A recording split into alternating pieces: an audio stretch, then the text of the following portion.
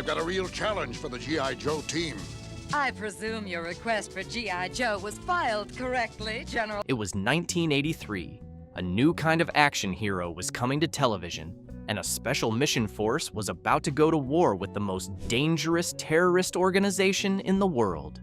This is the entire story of G.I. Joe. Yo Joe.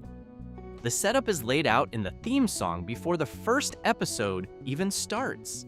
G.I. Joe is the code name for America's daring, highly trained special mission force. Its purpose: to defend human freedom against Cobra, a ruthless terrorist organization determined to rule the world. Don't you see? One! Don't try to talk me out of it. It's not my decision. That is the whole premise, stated plainly and without apology, and the show builds everything on top of it. G.I. Joe is not a single person, it is a team, an elite unit assembled from the best the military has across every specialty imaginable. The roster is large and keeps growing across the series, but certain names and faces define the show from the very beginning. Duke is the field commander, steady, principled, and the kind of soldier who earns loyalty through action rather than demanding it through rank. He became the central face of the Joes on the animated series because he combined authority with approachability in a way that worked for every kind of viewer. Scarlet is the team's intelligence specialist and one of its most capable close-quarters fighters. Power enough to address you now. Stick your head in a bucket and rust your face off. Resourceful, quick thinking, and never the person an enemy wants to underestimate. Snake Eyes is the silent commando, dressed in black from head to toe, with no spoken lines in any episode of the series, and a shared history with Cobra's Ninja Storm Shadow that runs deeper and darker than anyone fully explains at the start. Stalker is a veteran ranger whose steady, experienced presence holds the team's ground operations together. Covergirl handles armored vehicle operations. Snowjob handles Arctic conditions. Flash and Tripwire bring electronics and demolitions expertise that the team needs repeatedly. On the other side of the conflict, Cobra runs on a combination of ambition, resources, and internal dysfunction that the show mines for both drama and comedy throughout its run. Is nobody's friend as long as Zartan has the last piece of Cobra's weather control weapon. Cobra Commander is Cobra's leader, a figure in a blue hood or a full-face chrome helmet depending on the situation, whose voice is a high, unstable pitch that swings between genuine menace and startling petulance depending on whether the current plan is succeeding. He is vain, impatient, and capable of real cruelty, but also someone who consistently takes situations from manageable to catastrophic through overreach and ego. Destro is Cobra's weapons manufacturer, a Scottish arms dealer who wears a chrome metal mask that has been in his family for generations, speaks in measured and deliberate tones, and is almost always the most tactically coherent person in the room when the two of them are together. His contempt for Cobra Commander's impulsive decision-making runs through every scene they share. I am Selena. Slip this between your headband and your forehead, and you will be able to interrupt the control waves. And their alliance exists because each one needs what the other has, not because either one would choose the other freely. The Baroness is Cobra's intelligence officer, calculating, fluent in multiple languages, and effective in the ways that actually matter in the field. Major Blood is an Australian mercenary, combat-hardened and in the fight for money more than ideology, which makes him simultaneously capable and unreliable. The show premiered on September 12, 1983, produced by Sunbow Productions and Marvel Productions, with animation done by Toei Animation in Japan. It launched not as a regular weekly series, but as a 5-part miniseries. A single continuous story spread across 5 episodes aired in the same week. But fighting Cobra is, and you're our kind of snake stomper. Right. The MASS device. The first story is called The MASS device. Cobra has acquired control of a military satellite and used it in combination with a new weapon, a matter transporter that can move objects and people from one location to another instantaneously across any distance. They call it the MASS device, and Cobra Commander demonstrates its capability immediately by using it to teleport military hardware directly into enemy positions. There is no defense against a weapon that bypasses every physical barrier between where something is and where Cobra wants it to be. The Joes engage Cobra in the field, and things go wrong from the start. Duke is captured during the initial operation, taken prisoner, and brought to Cobra's mountain fortress, where Cobra Commander puts him to work in the arena of sport. Bars I was plugging? Uh-huh. Got any? Frozen fudgies, what a treat! Forcing him to fight giant gladiators under the influence of a mind control device that strips away his will. Duke manages to break the device's hold with the help of a slave girl named Selena and escapes the fortress. But he is injured in the process and loses his memory of where Cobra's base is located. At Cobra's base, Destro and Cobra Commander are working together on the MASS device with the constant friction of two people who need each other and do not trust each other. Destro runs the technical side with precision and efficiency. Cobra Commander second guesses, overrides, and takes credit. They both understand that the device needs three very specific catalytic elements to reach its full power: a radioactive crystal found only in the Arctic, heavy water drawn from the deepest part of the ocean floor, Generals Howe and Franks, Colonel Sharp, and Admiral Ledger were captured by Cobra forces. Time for a nap. and a meteorite buried inside an active volcano. Without all three, the device is incomplete. The Joes learn the same thing. They begin building their own MASS device to counter Cobras, but they need the same three elements. What follows is a race across the world's most extreme environments, with both sides heading for the same locations at the same time. A team of Joes, Scarlet, Snake Eyes, Snowjob, Flash, and Tripwire goes north to the Arctic to find the radioactive crystal. They locate it deep inside a cave in the Sea of Ice. Cobra has been tracking them. The Joes secure the crystal, but during the extraction, they run into a Cobra ambush and things go wrong in the worst possible way. No, Baroness, for the conch of the sirens. Snake Eyes stays behind, lowering a glass shield to seal himself inside the irradiated cave while the others escape. He gets the crystal out. He is poisoned by the radiation in the process. The team gets home. Snake Eyes is left behind, and for a stretch of the story, everyone believes he is dead. He is not. A blind hermit living in the mountains near the cave finds Snake Eyes and tends to him. A wolf that has been watching the whole situation leads Snake Eyes back towards civilization. He makes it home. The radiation somehow cleared from his system by the mountain environment and the hermit's care. A resolution that stretches plausibility, but delivers the character back alive, which is what matters. A unit, Colonel Sharp. This isn't a full-scale assault, Scarlet. I hope the enemy knows that. The second element, heavy water from the ocean floor, sends the Joes and Cobra into the deep sea simultaneously.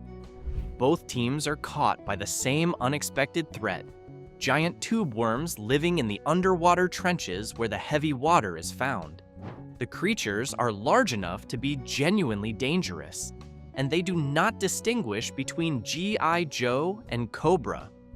Both sides have to work through the same obstacle, each trying to get the element and get out before the worms close off every route. The third element, a meteorite inside an active volcano in the Ring of Fire, brings Scarlet and Destro into direct conflict. The Joes try a false surrender to draw Cobra's attention, while a separate team goes for the meteorite. Destro sees through it and has the volcano triggered early. From somewhere on Snake Island. We think he found the Cobra base he was looking for.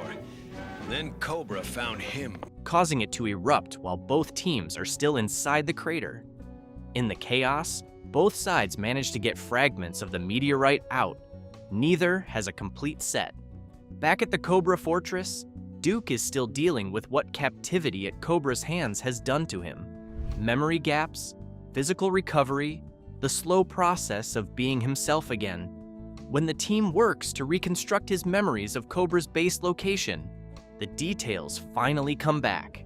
The Joes have their target. In the final confrontation, Destro has seized control of operations from Cobra Commander, whose erratic decision-making has pushed even his own team past its tolerance. Cobra uses the MASS device to attack New York City, teleporting military hardware directly into the streets.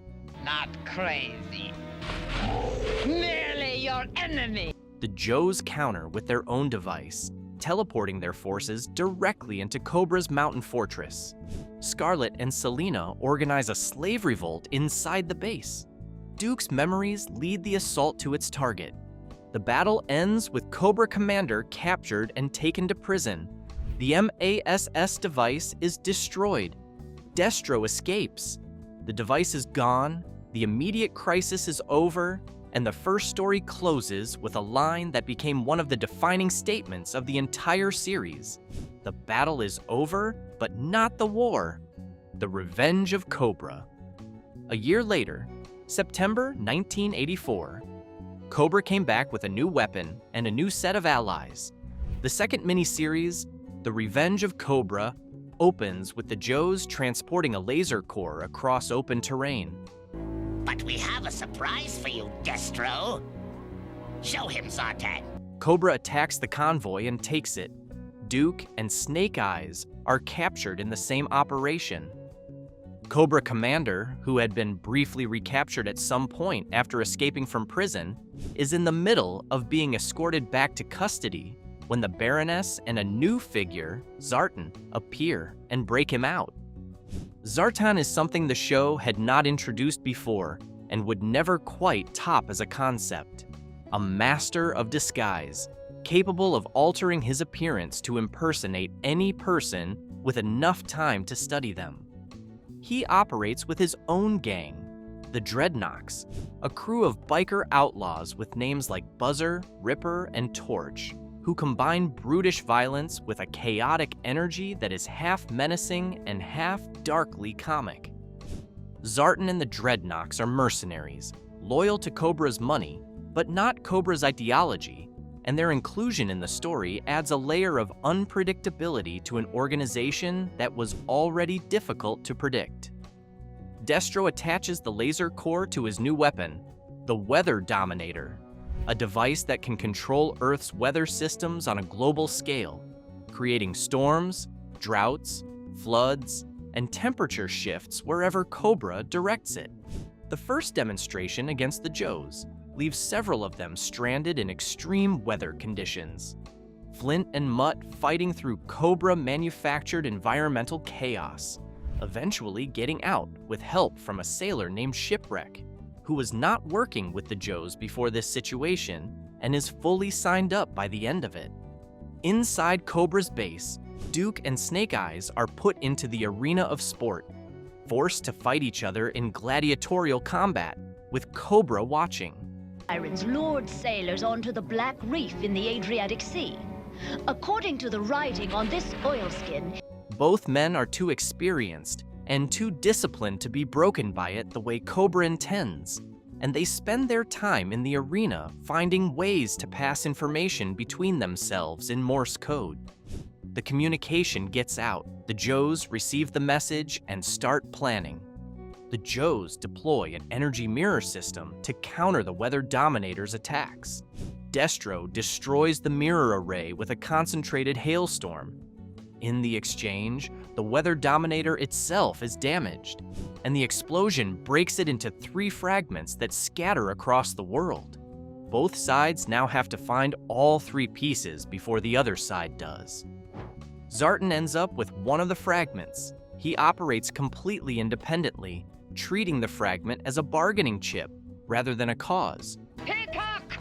My mission was to undermine Joe's support and morale by feeding you mindless drivel. Which is entirely consistent with how he operates. He broadcasts an open message to both Cobra and the Joes, inviting bids. He is at his hideout, an abandoned amusement park, when both sides show up. Storm Shadow makes the most consequential move of the endgame. Cobra's ninja, silent and precise in a way that mirrors Snake Eyes without the warmth, slips into G.I. Joe headquarters and steals the fragment the Joes had secured. Cobra now has all three pieces. Destro begins reassembling the Weather Dominator inside the Cobra Temple. Duke and a small group of Joes are still inside. Roadblock, a massive, physically imposing Joe who had joined the team in time for this mission, and a new friend reach the Cobra Temple through a Cobra supply convoy, arriving just as everything converges. Zartan to Cobra Commander, come in! He's left, Zartan, to rescue your men. They get a signal out. The Joes launch a full assault on the temple. The Weather Dominator is destroyed. Duke and the captives are rescued. Cobra Commander is captured again. Destro and Zartan escape. Destro and Zartan on a hang glider, which is the kind of ending that leaves every thread open for the next round. The Pyramid of Darkness. September 1985 brought the third miniseries, The Pyramid of Darkness. Cobra has a new plan, a new target, and a set of players who have been operating on the edges of the story and are now central to it. Zartan and the Dreadnoks capture the Delta space station and destroy G.I. Joe's headquarters as the opening move. A simultaneous strike on the team's communications infrastructure. That's one hungry dog, Mutt. Yeah. I'll chow down later, okay? And their physical base that leaves the Joes scattered and disorganized at exactly the moment Cobra needs them to be. The plan is called the Pyramid of Darkness, and the concept is straightforward in its ambition. Place a network of control cubes at strategic points across the globe, activate them in sequence, and generate a field that negates all electrical power everywhere it reaches. No electricity means no modern technology, no communications, no military coordination, no functioning infrastructure of any kind. The world goes dark, and Cobra steps into the vacuum. The Crimson Twins, Tomax and Zamet, identical brothers who share a psychic link, allowing each to feel what the other experiences and run the financial and corporate side of Cobra's global operations. Work detail, Dusty. Commander, no! This is my unit! Are central to executing this plan. They move through the world with synchronized efficiency and a mutual awareness that makes them difficult to outmaneuver in the usual ways. Most of the established Joes are held captive during Cobra's opening offensive, which forces a new group to carry the actual mission. Alpine, Bazooka, and Quick Kick, a Hollywood stuntman and martial arts expert with no previous military service, who found himself in the middle of this story through circumstances the show does not overly explain, become the unlikely core of the resistance. Quick Kick brings an energy the show uses for both action sequences and lighter moments, a combination the series balanced with more confidence than most cartoons of the era. When Cobra activates the Pyramid of Darkness, my relatives were so excited to see me, they went to bed 10 minutes after I arrived. The blackout rolls across regions simultaneously. The Joes at sea have no navigation, no communications, no way to reach anyone. Cobra's operational security holds for longer than usual. The Crimson Twins, anticipating that Cobra Commander will move against them the moment the plan succeeds, because that is what Cobra Commander does, position themselves to take control of the organization before he gets the chance. Zartan and the Dreadnoks get pulled into the internal power struggle, which is where Zartan consistently ends up. Inside someone else's conspiracy and calculating when to exit, the Joes retake the Delta space station and coordinate a full assault on the Cobra Temple holding the control cubes. The cubes are destroyed, the Pyramid of Darkness collapses, the war continues. Season 1 and beyond. You're grounded, Tomax. Thank you for making my pursuit so physical. The full first season followed the 3 miniseries with 55 standalone episodes, running through 1985 and into 1986. The structure shifted away from the serialized miniseries format to individual stories, each one built around a Cobra scheme, a specific Joe or small group of Joes, and a resolution within 20-some minutes. The world expanded constantly, and the show proved confident enough in its premise that it could explore almost any kind of story within it. New characters arrived on both sides continuously. On the Joe side, Flint, a warrant officer with a college education and instincts that matched anyone who had come up the hard way. Lady J, an intelligence and covert operations specialist who matched Scarlett's capabilities in different situations. Big. Take the prisoner and your wretched selves out of here at once! Luke, are you okay? Roadblock, whose physical size was matched only by his warmth and his habit of speaking in rhyme. Shipwreck, a sailor whose running commentary on every dangerous and improbable situation he found himself in became one of the series' most reliable sources of entertainment. Spirit, a tracker with a deep connection to the natural world, and a bald eagle named Freedom, who went with him everywhere. Mutt and his dog Junkyard, who worked together as a unit in a way that made both of them more effective. Each edition carried a specific function in the field and a specific personality outside it, and the show's writers generally succeeded at using both. Cobra expanded alongside the Joes. Storm Shadow, Cobra's ninja, carrying a history with Snake Eyes. She had something in her eye, Cobra Commander. My eye, she did. That the show carefully revealed across the season, became one of the most compelling figures in the enemy camp, an enemy the audience could understand even while opposing. Firefly, a saboteur, moved through every environment with the professional quiet of someone who has done this long enough to stop thinking about whether it is wise. The Crimson Guard operated undercover in civilian life across the country. Not soldiers in the field, but agents embedded in ordinary situations, which was a genuinely unsettling concept for the show to introduce. The standalone episodes sent the Joes against Cobra operations targeting power grids, military installations, research stations, foreign governments, and technology systems around the world. 2 years' work go up in smoke. The photon disintegrator is safe and ready for Cobras. Each plan had a different scope and a different set of Joes and Cobra operatives involved. The show kept the conflict active across dozens of different environments without repeating itself too noticeably. Cobra never won permanently enough to change the balance. The Joes never won decisively enough to end the war. That was the essential and sustainable dynamic. The conflict continued, and every episode was another chapter in it. Season 2, Serpentor. The second season began in 1986 with another 5-part miniseries. Arise, Serpentor, arise. Cobra's leadership had been building toward a breaking point for a long time, and the breaking point had finally arrived.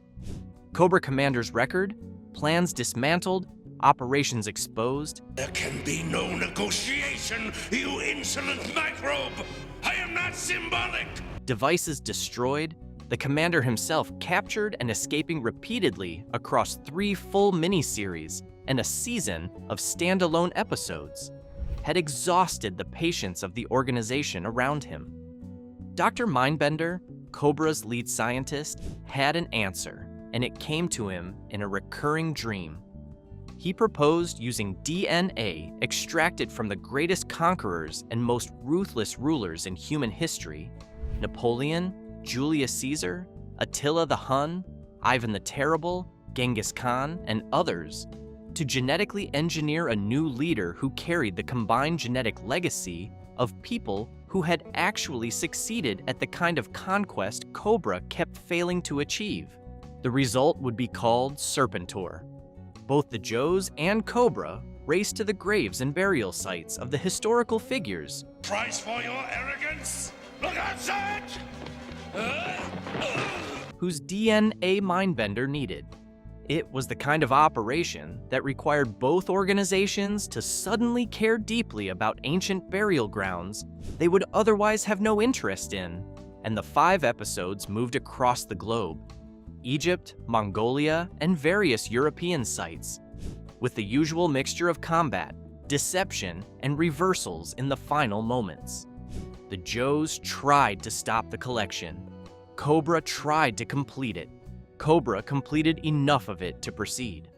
Serpentor emerged from Mindbender's laboratory exactly as designed, physically imposing in a way that immediately commanded the room, rhetorically dominant, and carrying the combined genetic legacy of people who had conquered significant portions of the known world. He displaced Cobra Commander from leadership essentially on arrival. Pinto, of course, you and I know your primary function will be as a figurehead. And the commander accepted the demotion with the specific resentment of someone who built something and had it taken away.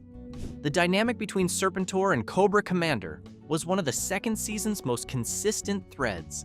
Serpentor led with the confidence of someone engineered for exactly that purpose. More decisive than his predecessor, less prone to the impulsive overreach that had made Cobra Commander's plans so reliably self-defeating.